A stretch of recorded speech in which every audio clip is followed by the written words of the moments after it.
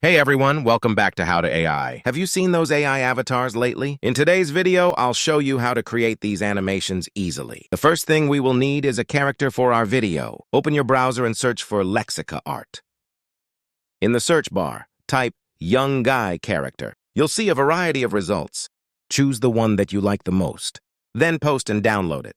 Next, we will need a background. Type YouTube bedroom background. Look for a room with lots of colors to grab attention. Carefully choose one you like and download it. Now we will need to remove the background from our character image. You can use any background remover, but I will be using Background BG. Once registered, upload your image and let the site process it.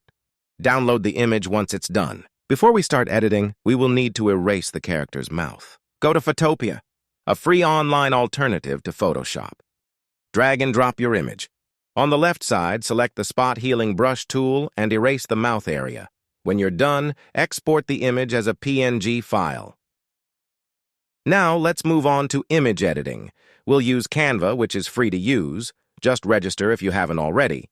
Create a new project with a resolution of 1280x720. Upload your background and character images. Let's add some details like a table, monitor, and microphone. In my YouTube description, I will share some PNG images so you don't have to search for them.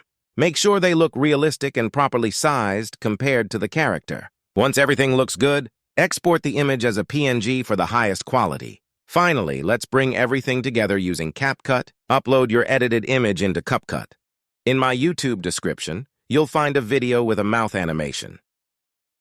Remove the green screen background by selecting Smart Tools. Choose Remove Background Chroma Key, Color Picker, and clicking on the green background. Position the animated mouth where the character's mouth should be. You can zoom in for a better view and adjust accordingly. Once you're satisfied, you can press Export.